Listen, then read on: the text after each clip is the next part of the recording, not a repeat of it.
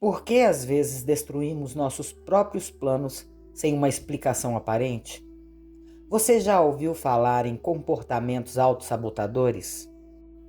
Carl Jung, o renomado psiquiatra suíço, dedicou uma boa parte de seu trabalho à investigação do inconsciente e trouxe à luz insights significativos sobre esse fenômeno. Jung acreditava que nossas feridas emocionais e as sombras que carregamos dentro de nós, partes reprimidas de nossa psique, podem se manifestar em comportamentos autossabotadores. Ele disse: aquilo a que você resiste persiste, revelando que ao ignorarmos essas partes de nós mesmos, elas crescem e ganham força, sabotando nossos esforços conscientes de mudança e progresso. Jung chamou de sombra essa parte da nossa psique. Ele a descreve como uma dimensão psicológica no inconsciente, onde guardamos os aspectos que repudiamos da nossa personalidade. É nesse espaço sombrio, onde a luz da nossa consciência não consegue chegar, o lugar que ocultamos os traços de nós mesmos que consideramos inaceitáveis. Esses aspectos foram reprimidos por diversos motivos. Talvez nossos pais, professores ou cuidadores não os aprovassem, ou eles não se encaixavam nos padrões da sociedade que aprendemos a seguir. Por inúmeras razões, a vida nos ensina que certas características trazem sofrimento. Então, em resposta, empurramos essas partes para os calabouços de nossa mente, como se não fizessem parte de quem realmente somos. Eu peço que você deixe seu like logo agora no começo e no final deixe um comentário, porque isso ajuda muito o canal. Como Carl Jung nos alerta, essa repressão não resolve o problema. Na verdade, pode ter consequências devastadoras. Ao suprimir essas partes, elas ganham vida própria, agindo de forma inconsciente e fora do nosso controle. É nesse ponto que a autossabotagem passa a se manifestar. Estas partes reprimidas originadas das profundezas da sombra entram em conflito com a nossa mente consciente. E assim, acabamos lutando contra nós mesmos sem entender completamente quem ou o que estamos enfrentando. Graças a seus incansáveis estudos, Jung nos oferece uma solução. Em vez de continuarmos reprimindo o que se encontra na sombra, ele sugere que devemos integrar esses aspectos à nossa personalidade consciente. Este processo só pode acontecer quando trazemos à luz aquilo que está submerso em nosso inconsciente. Como ele afirmou, até que você torne o inconsciente consciente, ele dirigirá sua vida e você o chamará de destino. Um equívoco comum ao falarmos da sombra é a ideia de que ela representa apenas o lado negativo da nossa personalidade. Como a sombra pode causar desconforto, muitas pessoas a enxergam como um lugar onde abrigamos todos os impulsos negativos, sendo constantemente simbolizada por uma figura sombria, indicando um outro eu ameaçador, operando fora do nosso entendimento consciente.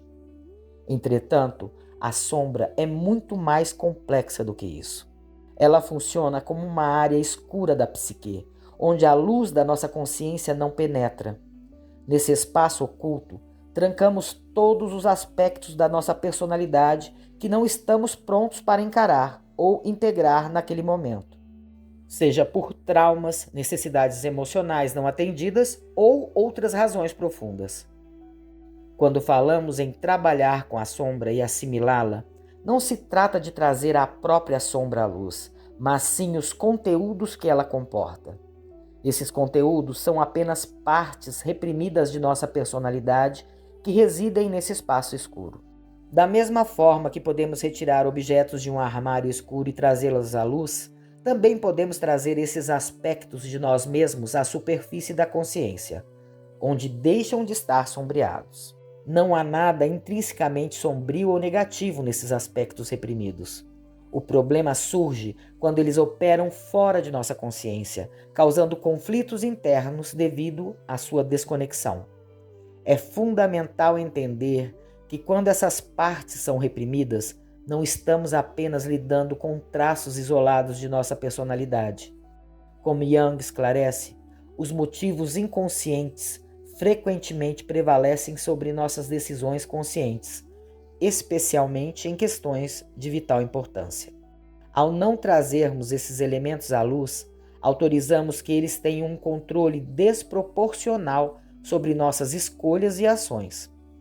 Esses segmentos de personalidade separados da consciência são frequentemente chamados de aspectos sombrios. Eles funcionam como mini-personalidades, cada uma sendo parte de você, já que são pedaços de sua própria identidade. Quando essas mini-personalidades se desligam da consciência e são colocadas no armário escuro da sombra, elas se tornam autônomas e independentes de sua personalidade consciente, que é representada pelo ego, a parte de você que você reconhece como eu. Assim como nossa personalidade consciente ou ego tem seus próprios entendimentos, necessidades e agendas, cada um dos aspectos sombrios que habitam a sombra também tem suas próprias demandas. Essas agendas podem entrar em conflito com os propósitos conscientes que definimos para nós mesmos.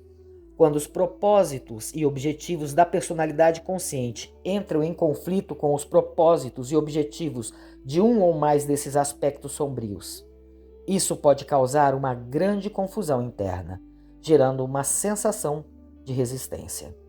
Esse conflito pode ser exteriorizado em comportamentos de procrastinação e autossabotagem, dificultando a realização de mudanças positivas na vida. Vamos considerar 2 exemplos diferentes de como a autossabotagem pode se manifestar. Pense em uma mulher que passou toda a sua infância ouvindo dos seus pais que ela é incapaz, que não consegue terminar nada, que jamais terá sucesso na vida e que nunca conseguirá ser mais do que seus próprios pais. Ela cresce, estuda, se forma na melhor universidade e tem por objetivo tornar-se uma empreendedora.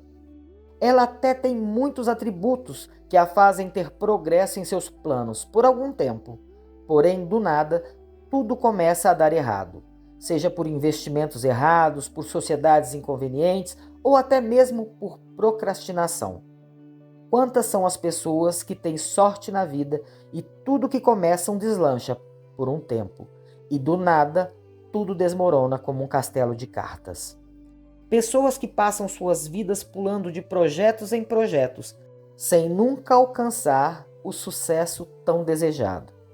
Isso pode ocorrer também no âmbito de relacionamentos. Agora, imagine um homem que durante a infância sofreu rejeição constante por parte de seus pais. Com isso, desenvolveu uma ferida emocional de medo e de abandono. Agora adulto, ele estabelece um objetivo claro. Deseja construir uma família tendo um relacionamento saudável e duradouro. Ele investe tempo e energia em conhecer mulheres diferentes e conscientemente acredita que está pronto para realizar este desejo. Mas cada vez que se aproxima de alguém emocionalmente, ele sabota a relação sem perceber. Por exemplo, ele pode começar a criar conflitos desnecessários, como olhar para outras mulheres na presença da sua noiva, namorada ou até esposa, pode se tornar mais rude ou grosseiro com palavras e atitudes, ou se afastar repentinamente, sem conseguir explicar por que agiu assim. Às vezes, ele justifica suas ações com desculpas frágeis, como dizer que a namorada, noiva ou esposa não era boa o suficiente, mas internamente ele se sente confuso e desapontado. O que está acontecendo aqui? A sombra dele, carregando a ferida emocional do abandono, está agindo de forma autônoma. Essa parte reprimida de sua psique teme a rejeição tão profundamente que, para se proteger, acaba sabotando suas chances de intimidade real. Embora no nível consciente, ele deseja um relacionamento estável, a sombra que carrega o medo de ser rejeitado novamente entra em cena para evitar que ele se machuque.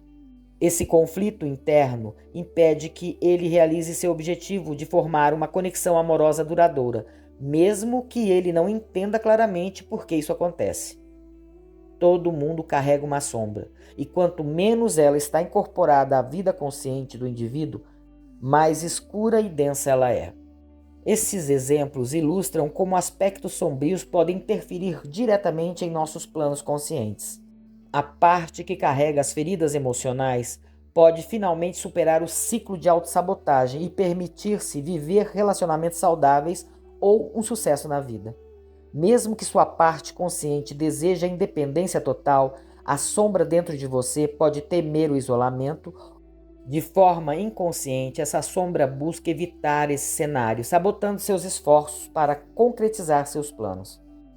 Por isso, nos casos citados, ambos continuam a se afastar de seus objetivos, sempre encontrando desculpas racionais para seus adiamentos e mudanças de plano.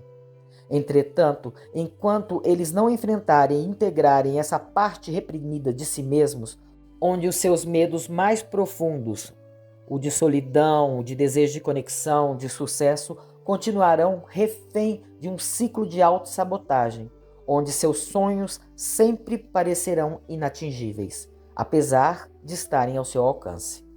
É como se houvesse um lado seu que vive escondido nas sombras da sua alma, agindo fora de sua autoridade consciente. Assim como qualquer tentativa de encontrar uma explicação lógica para sua autossabotagem, esse seu lado misterioso permanece indescritível. Ele sabe que algo está errado, mas não consegue identificar exatamente o que é, pois está além do seu alcance consciente. Enquanto ele não iluminar o que está oculto, esse aspecto o controlará como um marionetista, que puxa as cordas por trás dos bastidores. Todo e qualquer complexo autônomo que não esteja sujeito à vontade consciente exerce um efeito possessivo sobre a consciência proporcional à sua força, limitando a liberdade desta. Quando nossas versões sombrias assumem o controle, podem ocorrer consequências destrutivas. Desejos e emoções inexplicáveis surgem do nada, suplantando nossa autoridade consciente e enfraquecendo nossa força de vontade. Esses aspectos manipulam os cordões por trás das cortinas, deixando-nos perplexos com nosso próprio comportamento irracional. A natureza sabotadora dos complexos, como Jung os chamava, bloqueia o processo de individuação ao empurrar a pessoa para becos emocionais sem saída. Por exemplo, alguém pode se tornar vítima de uma raiva implacável devido a feridas da infância, ou cair em um abismo de nostalgia. O complexo tem uma vontade própria, muitas vezes mais forte que a capacidade do ego de resistir. No exemplo da mulher, o complexo oculto na sombra representa o desejo reprimido de não ser mais bem-sucedida que seus pais, validando todas as palavras que ouviu durante a infância. No caso do homem, o desejo reprimido por conexão humana é o seu complexo ou mini-personalidade, oculto em sua sombra. Em ambos os casos, devido a feridas emocionais passadas, como rejeição, agressões verbais ou abandono, eles rejeitaram essa necessidade de não perceber que esse aspecto indesejado de si mesmo se transformou em uma espécie de governo sombra, minando suas ações e seus desejos conscientes de independência. No caso da empreendedora que não consegue sucesso, ela se vê como uma vítima das circunstâncias ou até mesmo do destino. E no caso do homem, ele se vê como um incompreendido, um amante da solidão e da independência, sem saber que ambos anseiam profundamente por alcançarem seus sonhos e objetivos. Esse aspecto reprimido joga um jogo paradoxal. Por um lado, o desejo de ser integrado à consciência. Quer que suas motivações sejam ouvidas, seus desejos sentidos e as suas necessidades atendidas. Por isso, sabotam o individualismo rígido da personalidade consciente, interferindo em seus esforços de independência. Por outro lado, o aspecto sombrio teme ser descoberto, pois, se for iluminado, perderá sua autonomia de proteção e a dor reprimida de alguns aspectos vivenciado virá à tona e isso dói. Portanto, optam por permanecer nas sombras, onde mantém o poder de sua falsa proteção. Somente ao iluminar esses aspectos ocultos, podemos reconquistar nossa liberdade interior e alinhar nossos objetivos conscientes com nossas necessidades inconscientes. A natureza humana não é constituída apenas de pura luz, mas também de muita sombra. Carl Jung. Se você gostou desse vídeo, curta, comente, compartilhe. Se você não for inscrito, inscreva-se. Muito obrigado por assistir até aqui. Até o próximo vídeo.